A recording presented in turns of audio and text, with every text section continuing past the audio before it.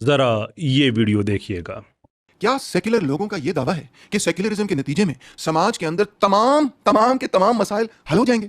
क्या वाकई John Locke ने या हॉब्स ने या रूसो ने या तैमूर रहमान ने या फैसल बड़ाइश ने या किसी भी और सेक्युलर बंदे ने यह कहा कि जी बस सेक्युलरिज्म ले आए तो आईपीपीएस का मसला भी हल हो जाएगा, सेक्युलरिज्म ले आए मुआशी मसाइल भी हल हो जाएंगे, खवातीन भी खुश हो जाएंगी, सबके सब मसाइल हल हो जाएंगे, पाकिस्तान एक यूटोपिया बन जाएगा? बिल्कुल भी नहीं। ये तो दरहकीकत एक कैरिकेचर फैलेसी है, जिसको हम स्ट्रॉ मैन फैलेसी भी कह सकते हैं, कि अपोनेंट की आर्ग्यूमेंट को इतना सिंप्लीफाई कर दिया जाए, इतना तब्दील कर दिया जाए कि फिर उसको रिफ्यूट करना आसान हो जाए। अस्सलाम वालेकुम, मैं हूं कैसर अहमद राजा। उम्मीद है आपकी तबीयत बिल्कुल ठीक होगी। ये थे जनाब डॉक्टर तैमूर रहमान साहब, जिन्होंने मेरे वीडियो के रिस्पांस में एक वीडियो बनाया जिसमें मैंने एक क्रिटिसिज्म प्रेजेंट किया कि जो पाकिस्तान के सेकुलर हजरात हैं ये हमें बताते हैं कि सेकुलरिज्म पाकिस्तान के मसाइल का हल है, जिसके जवाब में एक बड़ा लंबा थीसिस जो है वो डॉक्टर साहब ने दिया। मैं उनका शुक्रिया अदा करता हूँ कि उन्होंने कम से कम ये तो एक्सेप्ट किया कि सेकुलरिज्म हर मसले का हल नहीं है। वैसे जो डॉक्टर साहब के कंटेंट को लोग फॉलो करते हैं और जो फैसल बड़ाइश साहब और जो हमारे जो प्रो सेकुलर जहनीत रखने वाले जो लोग हैं उनके कंटेंट को जो लोग फॉलो करते हैं उनको पता है कि आम तौर पे सेकुलरिज्म को पाकिस्तान के मसाइल के हल के तौर पे ही पेश किया जाता है। यही वो कन्वर्सेशन है जो मैं डिबेट्स के ज़रिए, मोनोलॉग्स के ज़रिए क्रिएट करना चाहता था, and now we have started. तो this is a major development in जो हमारी जो जो नैरेटिव्स हैं उसमें, कि अब हम इस पेज पे आ गए हैं कि सेकुलरिज्म हर मसले का हल नहीं है। डॉक्टर साहब ने जो अभी अपनी ये वीडियो देखा है, क्लिप देखा है, उसमें उन्होंने स्ट्रोमैन फैलेसी की बात की कि शायद मैंने स्ट्रोमैन फैलेसी की है कि मैंने ये कहा है कि सेकुलरिज्म हर मसले का हल है, बिजली का भी और ये वो वगैरह वगैरह। हाल ये बात नहीं है। हालांकि मैंने वीडियो में जो बात कही है वो ये है कि सेकुलरिज्म के बारे में कहा जाता है कि वो मुल्क जो सेकुलर हुए हैं उन्होंने साइंस में बड़ी तरक्की की है, टेक्नोलॉजी में बड़ी तरक्की की है उन्होंने, और जो सेकुलर नहीं है वहाँ पे गुर्बत पाई जाती है। तो ये एक जनरल हमें ये आमतौर पे जो कंटेंट है ये दिया जाता है। तो मैंने एग्जांपल्स दी अपने वीडियो में कई ऐसे सेकुलर ममालिक की कि जहाँ पे भूख, नंग, अफलास बहुत ज़्यादा है, कि अगर वाकई ही सेकुलरिज्म से साइंस में आप तरक्की करते हैं या आपके मुल्क में खुशहाली होती है, वायलेंस नहीं होता, तो फिर ये ममालिक इनका हम क्या करें। और जो दूसरी बात थी उस वीडियो में वो ये थी कि ये कहा जाता है कि जो रिलीजियस वायलेंस है उसकी वजह से पाकिस्तान तरक्की नहीं करता। तो देख लें कि जो सेकुलर ममालिक है वहाँ पे तो वायलेंस नहीं होता, और एक ये वजह है कि उन्होंने बहुत ज़्यादा तरक्की की हुई है। तो अगेन मैंने उसमें आदाद व शुमार शेयर किए कि सेकुलरिज्म जिन कंट्रीज़ में प्रैक्टिस किया जाता है वहाँ पे बहुत ज़्यादा वायलेंस होता है, जो आदाद व शुमार मैंने शेयर किए। लेकिन इस पर डॉक्टर साहब का ये कहना कि मैं ये कह रहा हूँ कि सारे ही मसाइल का हल है, एक्चुअली ये स्ट्रॉमैन फैलेसी है, क्योंकि ये मेरा कोई क्लेम नहीं है, ये मैं नहीं कहता।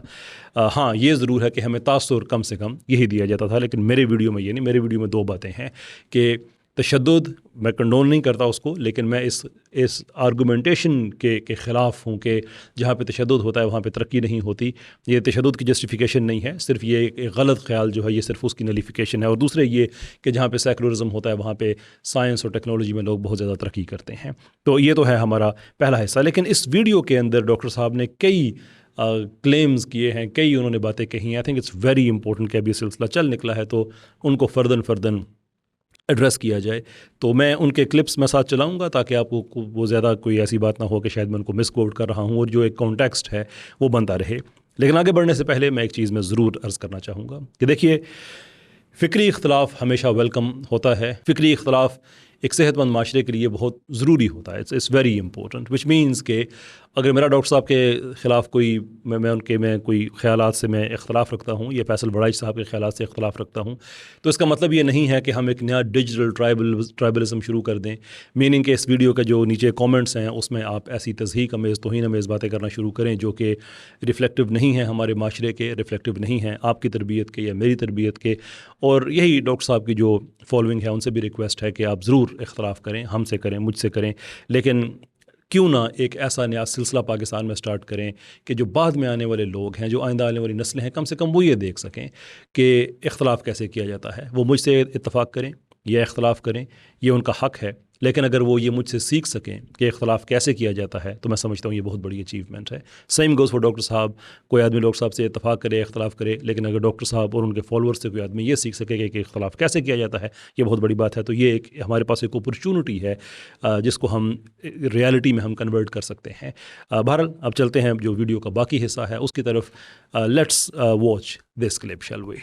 दूसरी बात बिल्कुल उसके बरक्स उलट की जाती है कि सेक्युलरिज्म असल में लादीनियत या बेदीनियत है, यानी कि सेक्युलरिज्म का मतलब ये है कि आप अपने दीन को छोड़ गए। इनफैक्ट मैं आपको दिलचस्प बात हूं, पीछे फिरोज लुगात पढ़ी हुई है, डिक्शनरी पढ़ी हुई है, आप उसमें देख सकते हैं कि सेक्युलरिज्म के मायने जब आप तलाश करेंगे तो उसमें आपको क्या मिलेगा, लादीनियत यानी कि एथियज्म। एक्चुअली सेक्युलरिज्म एथियज्म बिल्कुल भी नहीं है, और अर्ली सेक्युलरिस्ट जो थे वो तो बिल्कुल भी एथियस्ट नहीं थे। मिसाल तौर पर लॉक जो है वो कहीं पे भी एथियज्म की हमायत नहीं करता हुआ नजर आता, और भी बहुत सारे जो मेन बिग लिबरल थिंकर्स उस पीरियड के थे वो एथियस्ट नहीं थे। हाँ, बहुत सारे में से डीएस्ट जरूर थे मगर एथियस्ट नहीं थे। विद रिस्पेक्ट मैं डिसएग्री करना चाहूँगा, इसलिए कि जो अर्ली प्रोपोनेंट्स थे सेकुलरिज्म के, वो तो एक्चुअली इसको एक खुदा के ख़िलाफ़ ही नज़रिया कहते थे।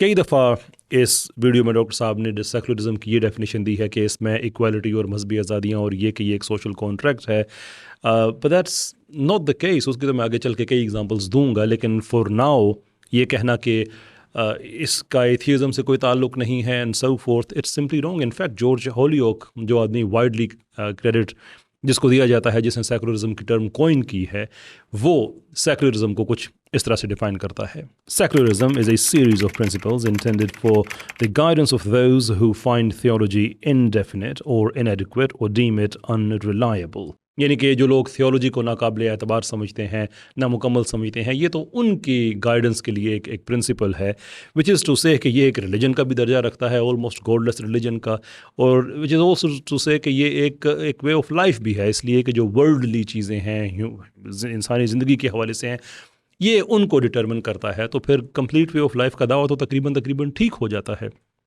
बहरहाल ये जो 3-4 चीज़ें डॉक्टर साहब ने रखी थी कि सेकुलरिज्म ये नहीं होता, और अनफॉर्चुनेटली सेकुलरिज्म यही होता है। इवन जब आप ये कहते हैं कि चर्च और जो स्टेट है उसकी सेपरेशन है, यानी कि मज़हब की और रियासत का, इसमें हम कहते हैं कि ये दोनों जुदा चीज़ें हैं, तो ये किसने तय करना है? लोगों ने तय करना है या किसी माइनॉरिटी ने तय करना है? माइनॉरिटी से मतलब मजहबी माइनॉरिटी नहीं, कोई सियासी माइनॉरिटी हो सकती है, जैसे सेकुलर्स की है कि जैसे वो ये लोगों पे इम्पोज कर दे। सो पर्टिकुलरली पाकिस्तान के केस में तो ये सवाल बहुत ज़्यादा अहमियत का हामिल है कि अगर आप रियासत को जुदा कर देते हैं इस्लाम से, तो आम मुसलमान तो ये नहीं चाहता, तो फिर एक ही तरीका रह जाता है करने का, वो बज़ोर ताकत है, और वो कई दफ़ा किया गया है, जिसके आगे चल के मैं ज़रूर एग्जाम्पल्स दूंगा। तो ये पहली चीज़ थी जो मैं रिस्पॉन्ड करना चाहता था। इट्स नॉट द केस कि ये बस इक्वालिटी वगैरह का ये कोई चीज़ है। It actually is a very much a live ideology जो कि एक्चुअली मज़हब और खुदा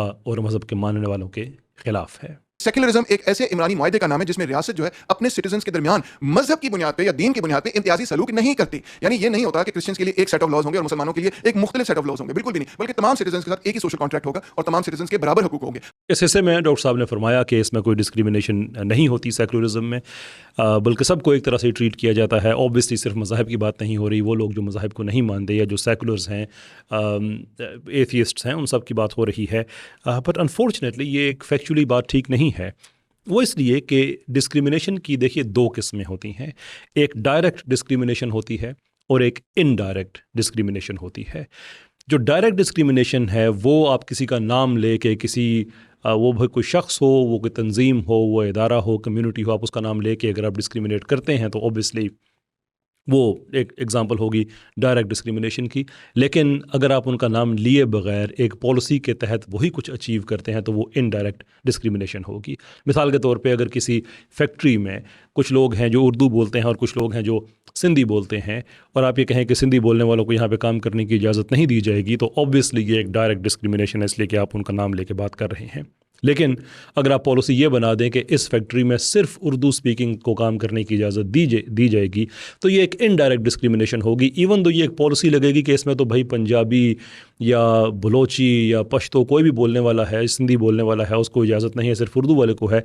लेकिन हक़ाइक़ हमें ये बताते हैं कि इस पॉलिसी से सिर्फ एक कम्युनिटी है या एक ग्रुप है ऐसे लोगों का जो एक सर्टन ज़ुबान बोलता है, in our example that is Sindhi, ये उनके ख़िलाफ़ डिस्क्रिमिनेशन हो रही है। तो सवाल ये है कि इस हाइपोथेटिकल एग्जांपल को क्या हम सपोर्ट कर सकते हैं किसी रियल वर्ल्ड एग्जांपल से भी? क्या दुनिया में ऐसा होता है, सेकुलर मुल्कों में इनडायरेक्ट डिस्क्रिमिनेशन होती है? And the answer is yes. क्या हमारे सामने क्यूबेक कनाडा का बिल 21 नहीं है कि जहाँ पे ये नहीं लिखा हुआ कि मुसलमान औरतें हिजाब नहीं पहन सकती हैं, बल्कि वहाँ पे ये लिखा हुआ है कि जो सरकारी जॉब्स हैं, स्कूल्स हैं, सरकारी ऑफिसेज़ हैं, वहाँ पे जो काम करने वाले हैं वो रिलीजियस सिंबल्स यूज़ नहीं कर सकते। तो उसका इफ़ेक्ट किसको हुआ? ज़ाहिर सी बात है माइनॉरिटीज़ को हुआ, लेकिन आप कह सकते हैं कि सारी माइनॉरिटीज़ को हुआ। लेकिन जो अदाद शुमार हैं वो ये बताते हैं कि सबसे ज़्यादा नुकसान इसका मुस्लिम ख़वातीन को हुआ है। तो अब लिखा हुआ तो नहीं है उसमें। ऐसे ही फ़्रांस में जो हिजाब के ख़िलाफ़ क़वानीन है उसमें ये तो नहीं लिखा हुआ कि मुस्लिम नाम की कोई खातून होगी तो हिजाब नहीं पहन सकेगी। उसमें भी ऐसे ही एक जनरल पॉलिसी है। तो वो इनडायरेक्ट डिस्क्रिमिनेशन है, जिसमें आप ये नहीं कह सकते कि वो डिस्क्रिमिनेशन नहीं करते। और आपको कितने ही और एग्जांपल्स ऐसी मिल जाएंगी कि सेकुलरिज्म में मजहबी लोगों के ख़िलाफ़ इनडायरेक्ट डिस्क्रिमिनेशन की जाती है। ऐसा कतई तौर पे नहीं है कि सब अपने मज़ाहिब को खुल के प्रैक्टिस कर सकते हैं। कितनी इस्लामिक राइट्स हैं जो कि आप सेकुलर मुल्कों में आपको नहीं मिल सकते। बहुत लंबी एग्जांपल्स में जाएं, उसके बजाय बेहतर यह है कि हम एक एग्जांपल ले लेते हैं। जैसे मिसाल के तौर पे जिन सेकुलर ममालिक में 2 शादियों को रिकॉग्नाइज़ नहीं किया जाता, वहाँ कोई मुस्लिम हो या कोई ऐसे मज़हब के मानने वाला हो जो एक से ज़्यादा शादियाँ कर उनको इजाज़त है, वहाँ पे वो नहीं कर सकेंगे। और इवन ऐसी कम्यूनिटीज़ जहाँ पे औरतों को एक से ज़्यादा शादियाँ करने की इजाज़त है, ऐसे भी हैं।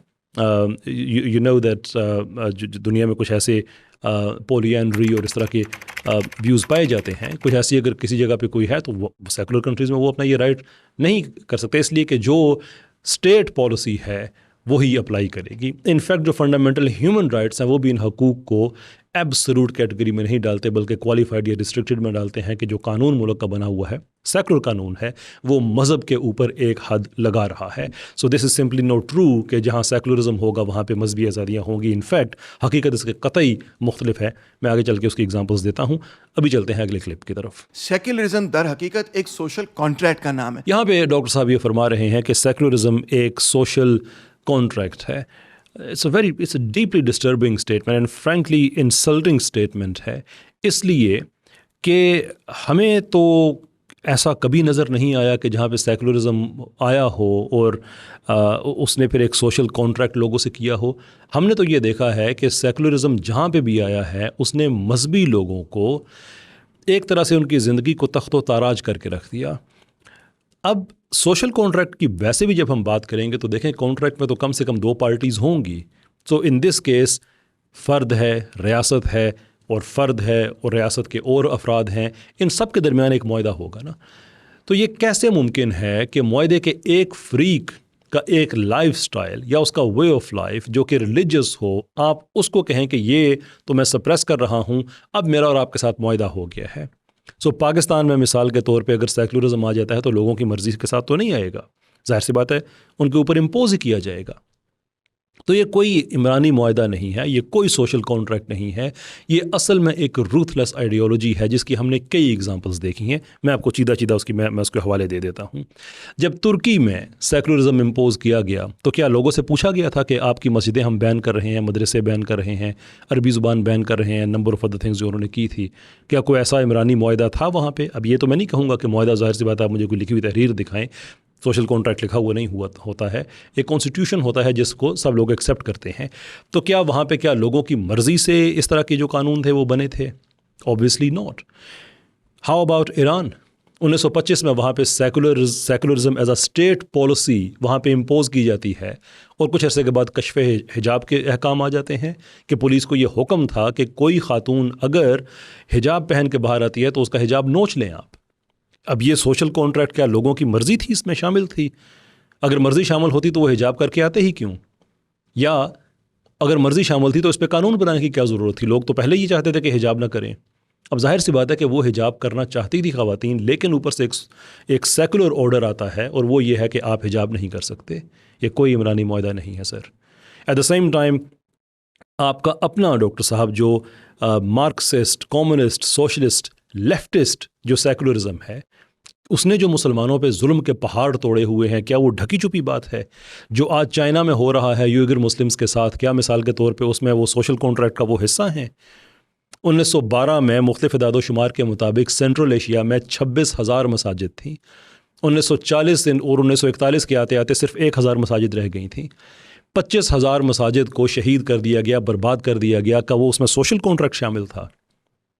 मैं आज भी ऐसे लोगों को जानता हूं जो सेंट्रल एशिया के हैं, जो ये बताते हैं कि हमारे पुराने घर सोवियत दौर के जो बने हुए हैं, अगर उन पुराने घरों में से किसी घर को मसमार करके नया बनाना हो तो हम उस घर को सिर्फ तो ऐसे नहीं होता कि बस मसमार कर दें, बल्कि हम उसकी दीवारें बड़े एहतियात से, वो लोगों को बुलाते हैं जो इस काम के माहिर हैं, और खुरच खुरच के उन दीवारों को हम देखते हैं कि इसके अंदर कोई कुरान का नुस्खा तो महफूज नहीं है।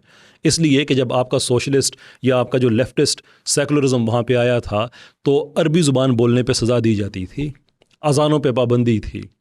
और ये भी जो आप डॉक्टर साहब फरमा रहे थे आगे कि सेकुलरिज्म का एथिज़म से कोई ताल्लुक़ नहीं है, जो सोवियत सेकुलरिज्म था वो तो एक्चुअली एथिज़म तो उसकी स्टेट पॉलिसी थी।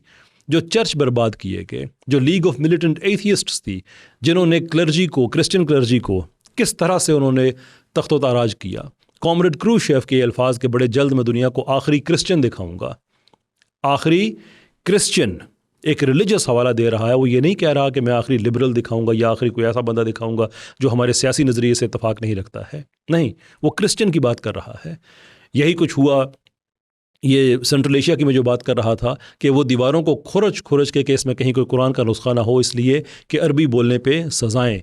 नमाज आप पब्लिक में नहीं पढ़ सकते, कोई भी जो इस्लामिक एटायर है, इस्लामिक जो कोई भी अमल है, जो शायर इस्लामी जिन्हें हम कहते हैं, वो आप नहीं कर सकते।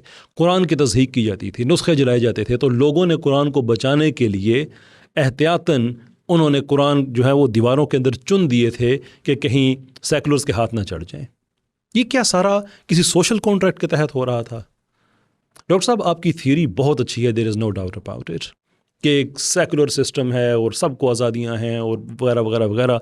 लेकिन हम ज़िंदगी किसी थ्योरी में नहीं गुजार रहे हैं, ज़िंदगी हम रियलिटी में गुजार रहे हैं। और रियलिटी ये है कि सेकुलरिज्म जब भी मुसलमानों पे इम्पोज हुआ है उसने मुसलमानों की चीखें निकाली हैं। अभी तो रिसेंटली तुर्कमानिस्तान में नया कानून बना कि आप दाढ़ी नहीं रख सकते, अगरचे अब वहाँ पे सोवियत असर नहीं है, लेकिन तुर्कमानिस्तान एक सेकुलर कंट्री है, दाढ़ी रखने पे पाबंदी है, वहाँ पे आप नहीं कर सकते। कितनी और एग्जांपल्स आपको चाहिए कि सेकुलरिज्म जब भी मुसलमानों पे लागू होता है कोई सोशल कॉन्ट्रैक्ट नहीं होता। There is no such thing as social contract. ये वो सारे हकायक हैं जिनको हम डिनाई नहीं कर सकते हैं, हकायक हैं ये सारे। और फिर ये कि सारी माइनॉरिटीज़ का ख्याल रखा जाता है उसमें। और भाई सेंट्रल एशिया में तो अराउंड 90% के लगभग जो आबादी है वो मुस्लिम थी। यहाँ पे सेकुलर्स जो थे वो माइनॉरिटी में थे। तो हम जब राइट्स की बात करेंगे, माइनॉरिटीज़ के राइट्स की बात करेंगे, या स्टेट में या किसी इलाके में लोगों के राइट्स की बात करेंगे, तो हम मेजॉरिटी को एक्सक्लूड नहीं कर सकते हैं, उनके राइट्स को आप एक्सक्लूड नहीं कर सकते। यहाँ तो हम ये कह रहे हैं कि आपकी सेकुलर माइनॉरिटी ने बज़ोर ताकत मेजॉरिटी की मस्जिदें तबाह कर दी, कत्लेआम किया, लाखों लोगों को शहीद किया। I mean, what kind of social contract are we talking about here, my dear sir? It doesn't exist. खैर, आगे बढ़ते हैं। जिस तरह कुरान मजीद में भी लिखा है, there is no compulsion in religion. आप किसी को कंपेल नहीं कर सकते कि वो अपना रिलीजन जो है छोड़े। अगर किसी को आप कंपेल करते हैं तो इनफैक्ट वो तो सिर्फ तकिया अपना लेगा। तकिया जानते हैं ना क्या है? यानी कि वो तकिया, यानी कि वो ये कहेगा कि उसने आपका रिलीजन अडॉप्ट कर लिया, मगर एक्चुअली दिल से उसने कभी वो बात कबूल नहीं की होगी। और दिल से जो बात नियत से कबूल ना करे तो एक्चुअली आपको भी कोई फायदा नहीं और आपके रिलीजन को भी कोई फायदा नहीं। इसीलिए ये बात कही, there is no compulsion in religion. तो सेकुलर स्टेट भी बेसिकली इसी चीज को इंप्लीमेंट करता है। ये बड़ी कमाल की बात कही है, एक कुरानी हवाला दिया है, आऊज़ु बिल्लाहि मिनश्शैतानिर रजीम की ला इक्राह फिद्दीन, दीन में कोई जबर नहीं है, बिल्कुल दीन में कोई जबर नहीं है। और वो सेकुलरिज्म की सपोर्ट में इस आयत को डॉक्टर साहब ने बयान किया। और इससे पहले उन्होंने एक हदीस का हवाला दिया, बल्कि एक हदीस का नहीं, जो मिसाक मदीना है उसका हवाला दिया। तो अब जाहिर सी बात है कि मिसाक मदीना का हवाला या कुरान का हवाला वो सेकुलरिज्म की मुखालफत में तो नहीं दे रहे हैं, वो सेकुलरिज्म के हक़ में दे रहे हैं। पर हियर इज़ माई क्वेश्चन कि अगर दीन भी वही कहता है, आपका जो आइडिया है सेकुलरिज्म का वो भी वही कहता है, वैसे सेकुलरिज्म का क्या चेहरा है वो तो मैं दिखा चुका हूँ, लेकिन अगर वही जो सेकुलरिज्म आपके जहन में अगर हम उसको मान लेते हैं तो फिर इस्लाम की ही क्यों ना मान लें हम? फिर सेकुलरिज्म की इसलिए कि उसकी शक्ल कुछ ना कुछ मिलती है इस्लाम से, इसलिए लें। I mean, if I can put this case this way कि हमारे बहुत ही टैलेंटेड, बहुत ही लायक, बहुत ही अच्छे उस्ताद लम्ज़ के डॉक्टर तैमूर रहमान साहब, जो कि उस्ताद हैं, पढ़ाते हैं और बहुत अच्छा पढ़ाते हैं, अगर इनकी कोई शक्लो सूरत रखने वाला या कोई एक ऐसा आदमी जिनकी शक्ल कुछ ना कुछ डॉक्टर साहब से मिलती हो और उसने भी कुछ छोटी मोटी थ्योरीज़ पढ़ रखी हों, जाहिर सी बात है डॉक्टर साहब के कैलिबर के का ना हो, लेकिन कुछ ना कुछ उसने सोशलिस्ट थ्योरीज़ पढ़ रखी हों, सोशल साइंस कुछ ना कुछ पढ़ रखी हो और कुछ ना कुछ शक्ल भी मिलती हो, तो क्या हम लम्ब से ये एक्सपेक्ट करेंगे कि डॉक्टर साहब चूँकि उस आदमी की शक्ल थोड़ी सी आपसे मिलती है और उसने भी 4-6 आर्टिकल पढ़े हुए हैं, देयरफॉर आपको हम जॉब से फारग कर रहे हैं, आपकी जगह उनको लेके आ जाएंगे? Would that even make sense? That would be absurd. तो आप हमारा अपना जो कुरान हदीस वो कहते हैं कि उसमें वो लिखा है जो सोशलिज्म की आपकी मेंटल रेंडिशन है उससे अकॉर्ड करता है, then why should we go for secularism? Why not go towards Syria then? जिस शरिया के लिए हम पाकिस्तान में कोशिश कर रहे हैं, एक प्रोग्रेसिव फॉरवर्ड थिंकिंग जिसमें सबके राइट्स हैं। और वाकई जो आपने आयत बताई हैं, ये आयत बताई है, और वाकई जो इस्लाम का आपने हवाला भी दिया कि पहले होता था कि लोगों को राइट्स होते थे, श्योर इस्लाम में तो सबके राइट्स हैं। पाकिस्तान में आज शरीयत आ जाती है तो सबसे पहले जो सबसे ज़्यादा खुश हमारी कम्युनिटीज़ होंगी वो हमारी माइनॉरिटी कम्युनिटीज़ होंगी। ना किसी क्रिश्चियन को इस वजह से परसिक्यूट किया जा सकेगा कि वो क्रिश्चियन है, ना किसी हिंदू को इस वजह से परसिक्यूट किया जा सकेगा कि वो हिंदू है। नो, अभी तो आप कर रहे हैं। आपसे मुराद हम सब उस जुर्म का हिस्सा हैं एज बेइज्जत माशरा। इसलिए हम ये कहते हैं कि these are the rules that we need to go by. खैर, वो मेरा एक सेपरेट केस है।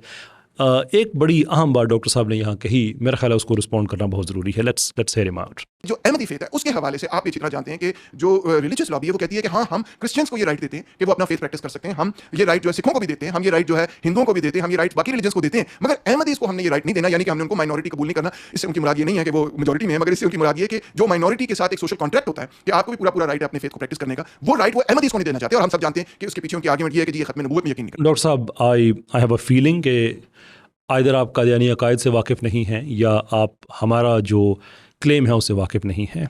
एट नो स्टेज हमने ये कभी कहा हो। इनफैक्ट तो हमारी तो ये अदालतों में लिखा हुआ है। इनफैक्ट हमारे तो ये जिन लोगों ने केस प्रेजेंट किया कादियानियों के ख़िलाफ़, वो सब इस चीज़ को मानने वाले थे कि हम कादियानियों को माइनॉरिटी मानने के लिए बिल्कुल तैयार हैं। We have no problem with that whatsoever. I have no idea कि आप ये क्यों समझते हैं कि हम उनको माइनॉरिटी मानने के लिए तैयार नहीं हैं। हम कहते हैं कि हम आपको माइनॉरिटी के तौर पे एक्सेप्ट करने को तैयार हैं। आपने सिर्फ एक काम करना है कि आपने अपना मज़हब बताना है जो आपने प्रैक्टिस करना है। That's it. ये है वो इशू जो आपको समझने की ज़रूरत है कि कादियानियों का एक स्पेशल केस क्यों है। क्योंकि कादियानी अपना रिलीजन नहीं बताता कि मेरा रिलीजन क्या है, और वो पता है उसकी ज़िद क्या है। कादियानी की ज़िद ये है कि जो मिर्ज़ा ग़ुलाम अहमद कादियानी को नबी नहीं मानता वो काफिर है। इवन अगर उसने पैगाम नहीं सुना तो भी काफिर है, पक्का काफिर है। और हर वो आदमी जो उसकी कामयाबी पे यकीन नहीं रखता वो सूअर है, उसकी औरतें प्रोस्टिट्यूट्स हैं एंड सो फोर्थ। और ये वो सारी की सारी बातें हैं जो हमें कहने की इजाज़त होनी चाहिए। एंड बेस्ड ऑन दिस तुम सब काफिर हो और सिर्फ हम मुसलमान हैं। किसी भी नॉन मुस्लिम के पास आप ये केस लेके चले जाएं और उनसे पूछें कि क्या किसी कॉन्स्टिट्यूशन में आप ये इजाज़त दे सकते हैं कि जिस कॉन्स्टिट्यूशन में आपने माइनॉरिटीज़ को राइट्स देने हैं उसमें आप एक कम्युनिटी को ये राइट दें जिसके बाद आप एक, यानी कि उस जो कॉन्स्टिट्यूशन जो है वो रिलीजन के तहत है, आप ये राइट देते देते उस रिलीजन से खुद बाहर हो जाएं और वो उसके अंदर आ जाएं। ये बिल्कुल ऐसा ही है, खैर बिल्कुल ऐसा नहीं है, slightly different example but hopefully it make sense to you, कि आपके घर का एक गैराज में कोई आदमी है, वो चाहता है कि वो, आप चाहते हैं कि उसको वहाँ पे जगह मिल जाए और वो बारिश में बाहर खड़ा हुआ है। आप कहते हैं जी कि बिल्कुल आप ये कहें कि आप अजनबी हैं, आप तशरीफ़ ले आए, मैं आपको यहाँ पे जगह दे दूँगा, गैरेज से ज़्यादा जगह दे दूँगा, मैं आपको अपने कमरे में ले आता हूँ, खिलाता हूँ, पिलाता हूँ, बाकी लोग भी तो बाहर बारिश में थे वो भी आ जाएं। बाकी लोगों से इस एनालॉजी में वो क्रिश्चियन है, वो हिंदू हैं, सिख हैं, उतना ही पाकिस्तानी है जितना कोई मुसलमान पाकिस्तानी है। हम अपना मज़हब प्रैक्टिस करते हैं, वो अपना मज़हब प्रैक्टिस करें, सब आज़ाद हैं, आप भी आ जाएं। लेकिन वो आदमी कहे कि मैं अंदर आऊँगा इस शर्त पे कि ये घर भी मेरे नाम लिखो और तुम जाके बारिश में खड़े हो जाओ। I mean I am not entirely sure doctor साहब के ये इन्फॉर्मेशन क्यों आपने इस तरह से कह दिया कि हम उनको माइनॉरिटी मानने को तैयार नहीं। आप उनका मुतालबा तो सुने। उनके नज़दीक आप काफिर हैं, मैं काफिर हूँ, हम दोनों पक्के काफिर हैं उनके नज़दीक, हम दोनों जानवर हैं और बड़े गलीज़ जानवर हैं उनके नज़दीक। और वो कहते हैं कि ये हमें राइट्स दो, ये वाले। नहीं सर, हम कादियानियों के ख़िलाफ़ नहीं हैं उनके माइनॉरिटी होने पे, हम ख़िलाफ़ हैं उनके जो ख़त्म नबूवत का मामला है वो तो अपनी जगह पे है, पर you have to think about it. मैं कादियानियों पे कभी तफसीली वीडियो और बनाऊँगा कि ये तो ख़त्म नबूवत को नहीं मानते हैं ना, ईसाई तो नबूवत को नहीं मानते हैं इन टर्म्स ऑफ, वो तो ईसा अलैहिस्सलाम को खुदा कहते हैं ना। नबी पाक सल्लल्लाहु अलैहि वसल्लम को तो वो आखिरी नबी क्या, वो सिरे से नबी नहीं मानते हैं। तो हम क्या कहते हैं, लकुम दीनुकुम वलिय दीन, वो तुम्हारा मज़हब ये हमारा मज़हब, हम ठीक है अल्लाह ताला के पास जाएंगे, फैसला हो जाएगा, यहाँ पे आप भी मौज करें हम भी मौज करते हैं। But they are clear enough, उन्हें पता है कि दे आर डिफरेंट, हम वो नहीं है वो हम नहीं है। कादियानी ये कहते हैं कि नहीं हम ही ठीक है, आप सारे दरिया साहब से खारिज हैं। खैर इसमें कभी बहुत तफसील से मैं और बात करूँगा। एंड में एक और बात है जिसका बरह रास्त सेकुलरिज्म से ताल्लुक़ नहीं है, लेकिन I think it's important that we address that. Let's Let's hear you out again. Catholic church का ये नुक्ता नजर सिर्फ नहीं था कि ये हमारे नबी को आखिरी नबी नहीं मानते या ये हमारे नबी को नबी नहीं मानते, बल्कि वो ये कहते थे कि ये हमारे प्यारे नबी के कातिल हैं। आप सोचें कि फिर उसके नतीजे में कितना गुस्सा था। उसी गुस्से का नतीजा था कि यहूदियों के खिलाफ हॉलोकॉस्ट हुआ और पता नहीं कितने मिलियंस ऑफ यहूदियों को कत्ल किया गया, और फिर उसके बाद उनको यूरोप से बाहर धकेलकर मुसलमानों को अपनी जमीनों से निकाल के इजराइल बना दिया गया। अगेन डॉक्टर साहब, I have to register my disappointment. अगर आप ये समझते हैं कि यहूदियों के खिलाफ हॉलोकॉस्ट इसलिए किया गया कि वो ईसा अलैहिस्सलाम को नबी नहीं मानते थे, nothing could be further from the truth. ये बात नहीं थी। तो अगर ये बात होती तो ये जुल्म, और बहुत से जुल्म किए भी गए ईसाइयों की तरफ से पहले जब वो ताकत में थे, इसमें कोई शक नहीं है, लेकिन हॉलोकॉस्ट के लेवल का जुल्म पहले किसी ने नहीं किया था। तो क्या वजह है कि हिटलर की एक एथियस्टिक एथिज़म से इंस्पायर्ड उसकी जो मूवमेंट है, which frankly Nazi party was a socialist, अगरचे सोशलिस्ट भी उनका ज़ेरे अताब हुए, इसमें कोई शक नहीं है, लेकिन नाज़ी पार्टी का पूरा अगर आप पूरी फॉर्म देखें तो it's very much a socialist party. उनको क्या ज़रूरत पड़ी हुई थी कि वो ख़ुद जो हिटलर जो ईसा अलैहिस्सलाम को नहीं मानता, उसको क्या ज़रूरत पड़ी हुई थी कि यहूदियों को इसलिए सज़ा दे कि वो ईसा अलैहिस्सलाम को नहीं मानते? नो, हिटलर मुतासर था यूजेनिक्स की मूवमेंट से, और यूजेनिक्स की मूवमेंट इंस्पायर थी सोशल डार्विनिज़म से। और सोशल डार्विनिज़म ये है सर्वाइवल ऑफ द फिटेस्ट, कि सोसाइटी में जो आला तरीन लोग हैं, इन दिस केस एरियंस, उनको आप महफूज रखें, और जो अनडिज़ायरेबल हैं, अनडिज़ायरेबल, ये बात याद रखें कि सिर्फ यहूदी ज़ेरे अताब नहीं बने थे, बल्कि जो रोमन जिप्सी हैं वो भी ज़ेरे अताब बने थे। उनका तो वो मसला नहीं था, लेकिन वो सोसाइटी के अनडिज़ायरेबल, जिसे कहते हैं ना, माशरे पे एक बोझ था। इन सब को पर्ज कर दो, ख़त्म कर दो, तो फिर जो सुप्रीम रेस है उसकी तरफ हम चलेंगे। ये सिर्फ हिटलर नहीं, ये विंस्टन चर्चिल समेत और दुनिया के जो यूरोप के बड़े बड़े लीडर हैं वो इस चीज़ पे यकीन रखते थे। उसके पीछे कोई वजह ईसाईयत नहीं थी। ये असल में इसके पीछे एक एथियस्टिक इंस्पायर्ड सोशल डार्विनिज़म था, जो यूजेनिक्स की मूवमेंट पहले जिन्होंने की, जिसमें उन्होंने हज़ारों लोगों की नसबंदी की, कत्लेआम किया कि जो कम हैसियत के लोग हैं वो आगे ना हों, बल्कि हमारी नस्ल आगे चले, और हिटलर ने उस चीज़ को as a state policy impose किया। यहाँ पे इस बात को ख़त्म करते हैं। होपफुली ये सिलसिला जारी रहेगा और लोग हैं वो कंट्रीब्यूट करेंगे, लेकिन यहाँ पे इसका रिस्पॉन्स करना बहुत ज़रूरी था कि सोशलिज़म, माफ़ी चाहता हूँ, जो सेकुलरिज़म है, it has nothing to do with आज़ादियाँ और ऐसी कोई चीज़। ये हमेशा आज़ादियाँ सप्रेस करते हैं। हर वो चीज़ जो सेकुलरिज़म से इख्तलाफ करती है, उसकी दुनिया में कोई वजूद बाकी रहना, ये सेकुलरिज़म के लिए काबिल कबूल नहीं होता। बहुत बहुत शुक्रिया आपका। अस्सलाम वालेकुम।